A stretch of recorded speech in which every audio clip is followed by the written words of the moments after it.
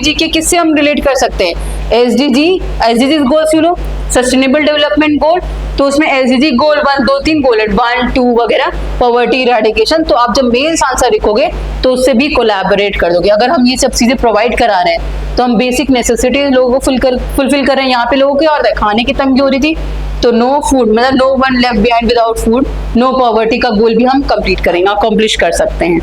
ठीक है, so is this clear?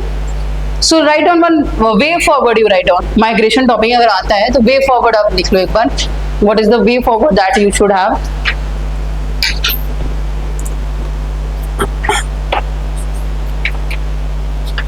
Are you sleeping? नहीं, you not sleeping?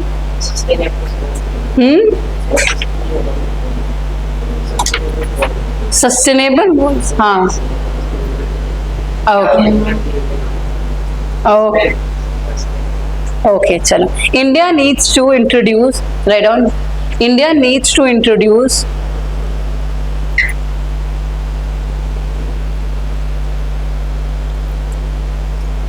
migration centric policies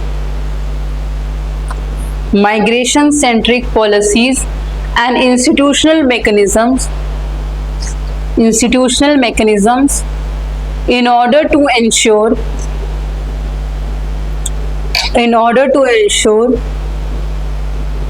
inclusive growth,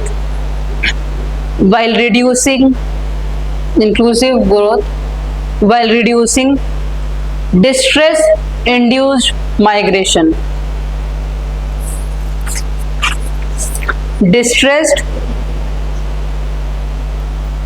While reducing distress induced migration.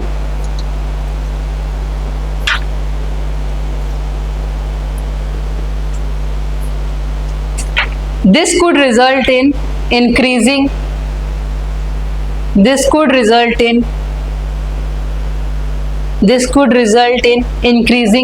India's prospects for poverty reduction.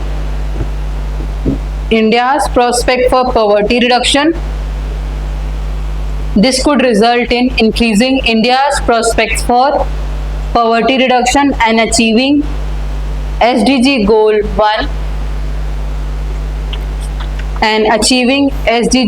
1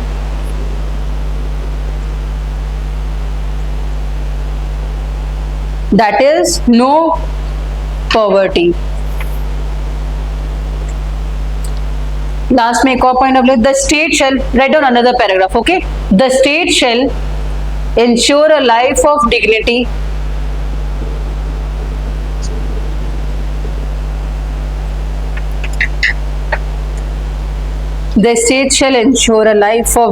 equality and liberty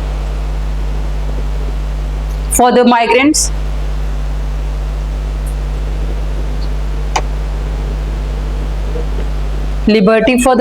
Full stop. For example, one nation, one ration card.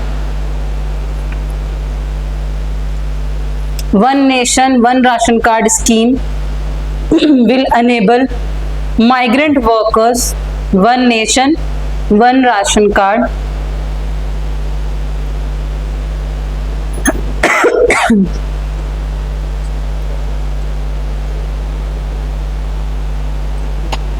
One nation, one ration card scheme will enable migrant workers and their families. To access the public distribution system benefits.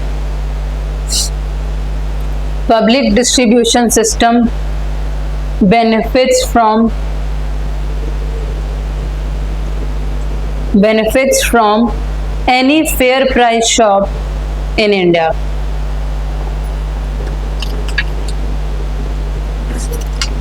Any fair price shop in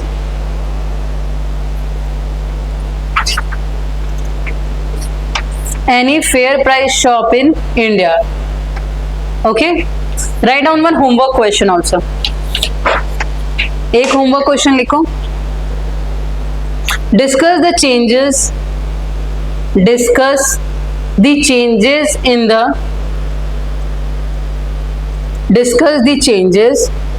trends of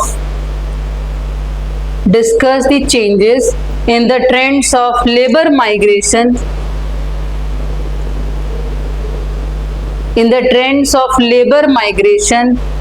within and outside India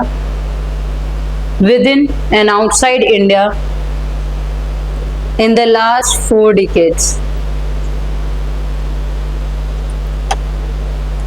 15 marks, ठीक है, in the last 4 decades, ठीक है. सो ये migration वाला topic mostly cover हो चुका है, complete हो गया, ठीक है. रेस्ट इज एनालिसिस करना, डिस्कशन करना उस पे, एंड करंट न्यूज से अपडेटेड रहना. Okay, please.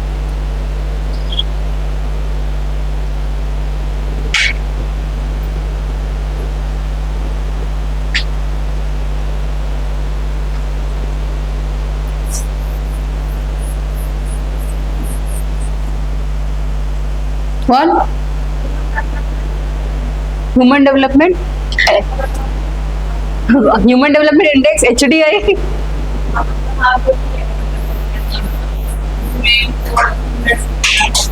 कौन? हाँ, नहीं वो मैं बाद में करा दूंगी, आप बोलोगे तो. वो तो सिर्फ एनसीईआरटी पे दे रखना है ह्यूमन डेवलपमेंट क्या होता है, कैसे होता है, ठीक है. मैं एडिशनल वो भी करवा दूंगी उससे रिलेटेड. एमपीआई जो कह रहे हो ना,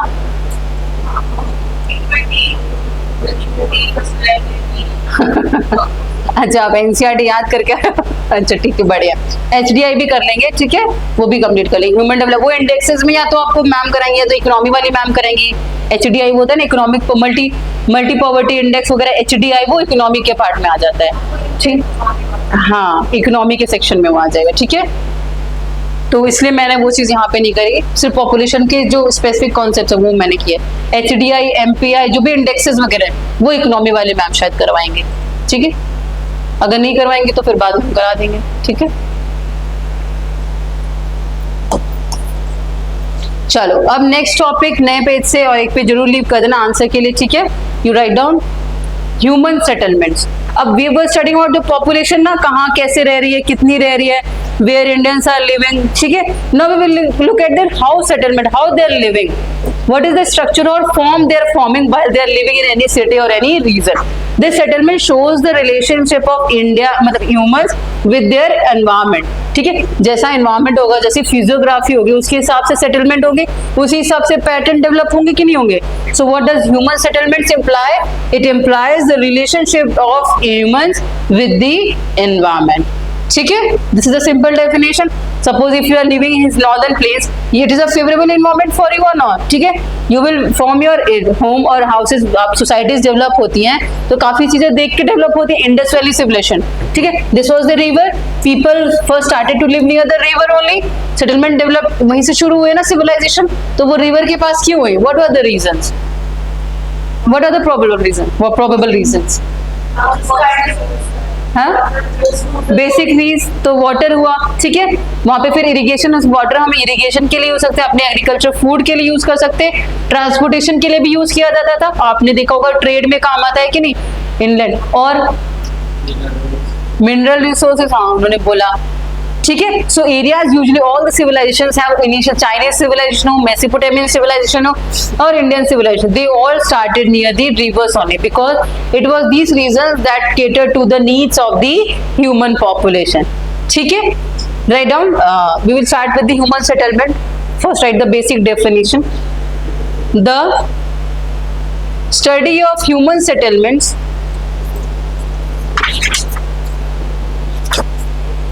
the study of human settlement is basic to human geography because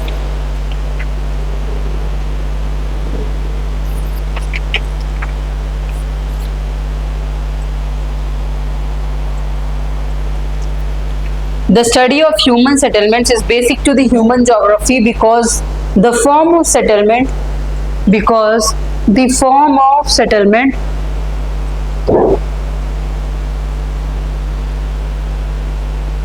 the form of settlements in any particular region reflects human relationship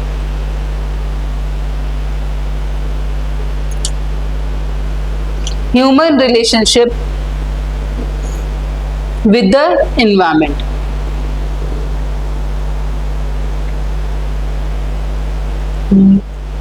अच्छा, basic if you had to differentiate between settlement human settlement, what are the two major types?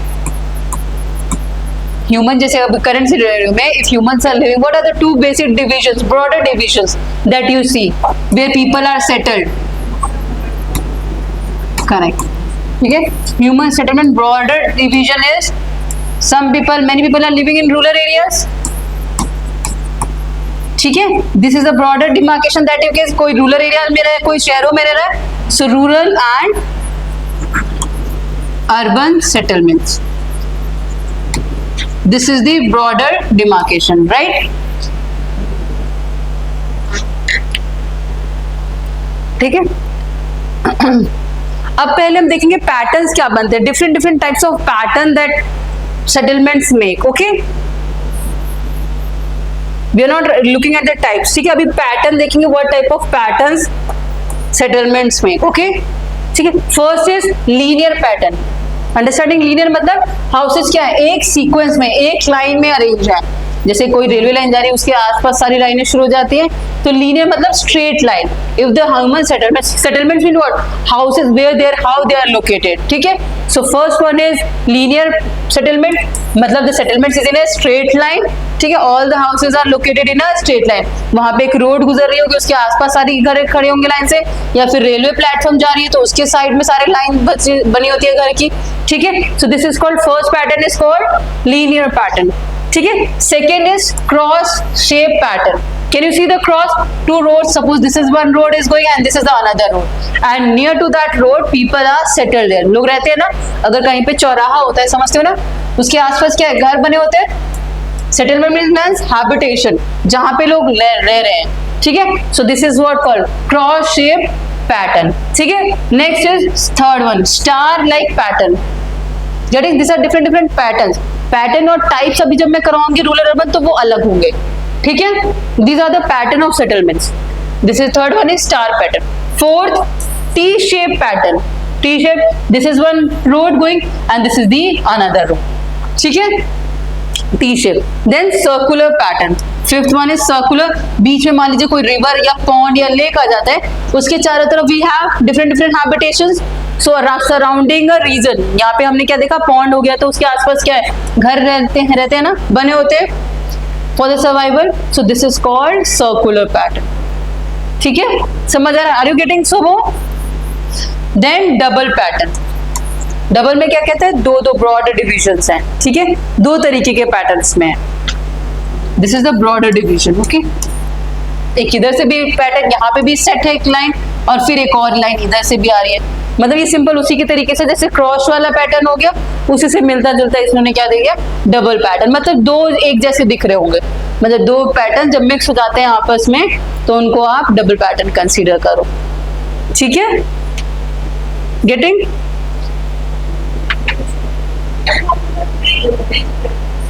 Bridge की वजह से भी है, मतलब वही तो मैं कह रही हूँ, मतलब दो चीजें आ गई, दो पैटर्न बन गए वहां पे. ठीक है,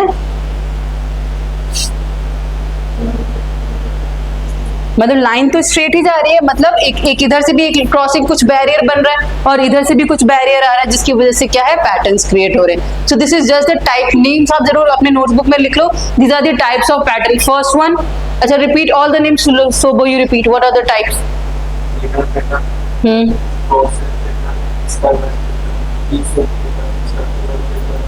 double pattern. Okay, so these are the patterns of settlement, human settlement. In what all different possible permutation combination लगा के जो recognized patterns that we use. Why we are dividing them into different patterns? क्योंकि ये हमें study करने में helpful रहते हैं. किसी भी ज्योग्राफिकल को अगर आप गूगल मैप पे भी अगर लोकेट करो तो ऐसे आप लोकेट करने में इजी होता है, ज्योग्राफर्स को स्टडी करने में इजी होता है. ऐसे किसी भी चीज को अगर आप कैटेगराइज कर देते हो, अच्छा यहाँ पे ये पैटर्न बन रहा है, यहाँ पे गाँव जो है इस वाई शेप में है, टी शेप में है, इसको आप अगर कोई बोलेगा तो इसको वाई शेप में भी कंसिडर कर लेगा ऐसे. तो वाई शेप मान लेते हैं, टी शेप मान लेते हैं, है ना, कहीं जैसे शेप बनता है। तो ये ज्योग्राफिकर्स किस लिए करते हैं? So that they can study the area, they can study the region. एक लैंडमार्क हो जाता है, अच्छा यहाँ पे पॉन्ड है तो यहाँ पे सर्कुलर हैबिटेशन है लोगों की, उसके अकॉर्डिंग यहाँ पे प्लानिंग वगैरह होती है, इसलिए ज्योग्राफर्स यूज करते हैं, ठीक है। So these are used by scientist and geographers for the better planning and implementation of the policies. Okay, so write down their names, all the names.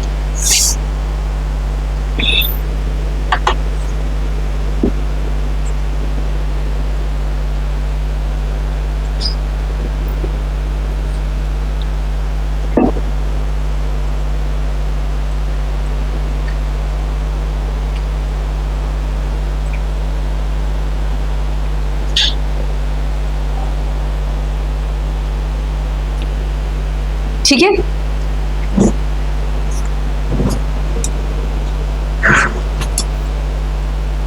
लिख लिया, वो लिख लिए सारे। चलो, we will now first look at broader division. हमने किस में किया था? रूरल एंड अर्बन, ठीक है। इसमें एक बार डिफरेंस देख लेते हैं, general difference between the rural settlement and the urban settlement. Basic, what is the difference? Nisha, what is the difference between rural settlement and urban settlement? What is the basic difference? You are living in the urban city. Delhi is urban metro city, right? And there your house is in Kolkata, right? हाँ, facilities perspective से difference हो सकता है। And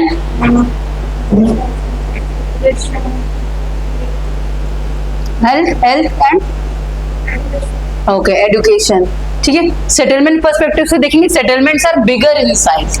अब यहाँ पे जो घर देखते हो, apartments you look, they are very big, huge, 14-15 stories also there, somewhere 20-13 also, around 20-25 apartments are there or not, floors are there or not. So what is that settlement here? Large, huge. Settlements are bigger in size and few thousands, so few lakh people living in that. अब जो societies बनती हैं, gated colonies होती हैं, so many people are living or not there in one area, ठीक है। Because एक के ऊपर यूज से ना बहुत सारे पीपल एक ही अपार्टमेंट में रहते हैं, सोसाइटीज में रहते हैं। आप राजनगर की तरफ देख लो, कौशाम्बी वाला एरिया देख लो, कहीं भी रेजिडेंशियल एरिया आप देख लो दिल्ली में, so many people, lakhs of people are living in a square area, okay. So they are bigger in size, first differentiation. Second, there are few thousand to few lakh people living in that similar area. गांव में क्या होंगे? दूर दूर से single एक घर होते हैं। What is that? These are small in size, in which consists of 2 or few hundred houses. किसी गांव में सिर्फ 10 घर ही होते हैं, किसी गांव में 50 घर होते हैं मैक्सिमम, है कि नहीं? गांव की यही तो स्पेशलिटी होती है, खुले घर होते हैं, not open spaces is there, right? And in one area there is just single one room only, one house only, है ना? कोई वहां पे मल्टी स्टोरी तो डेवलप नहीं होता गांव में, वरना वो गांव में ही नहीं रहता, है ना? इज इट और not? Next, have a small size population, have a huge population. Simple difference you can see Delhi and compare it with the small city like any city from your state or your hometown, है ना? So they have huge population. Then engaged in the primary activities. Most of the people there are engaged in the primary in rural settlement. सबका occupation क्या होगा? Farming होगी, poultry होगी या allied activities होगी. But comparatively, when you come to metro cities, most of the people are involved in the secondary and tertiary. In the factories they will go, or they will work in the IT sector, service sector, tertiary sector. Getting the difference? Understanding the difference between the rural settlement, how it looks like. Can you now imagine the difference between both two? Last, modern facilities are often absent. ठीक है, this is general statement, it is often absent, but धीरे धीरे क्या है, India is growing, so villages में भी आप कहोगे कि धीरे धीरे फैसिलिटीज पहुंचाई जा रही हैं. Here it is, modern facilities are present. That's why influx of huge migrants come to these settled cities, right?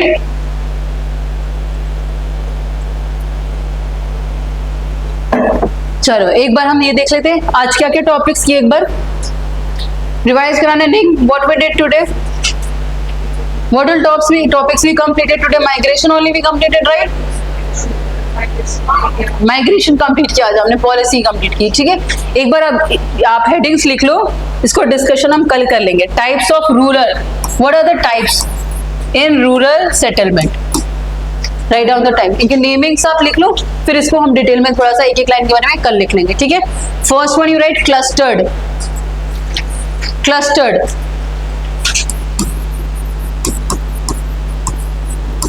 Second one semi clustered. These are very simple topics, ठीक है.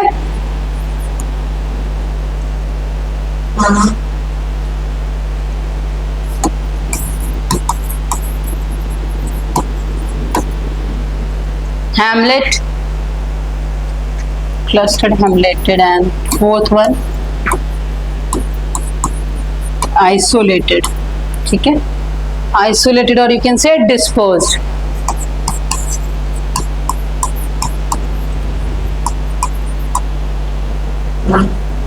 समझ में है रूलर में क्या है? ये सिंपल, इसका मैं इमेज दिखाती हूँ कैसे दिखेगा। ये देखो,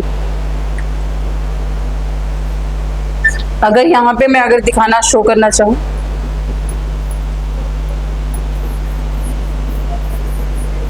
ये न्यूक्लिएटेड या फिर मतलब आप क्लस्टर्ड कह सकते हो। ठीक है, this one is for clustered.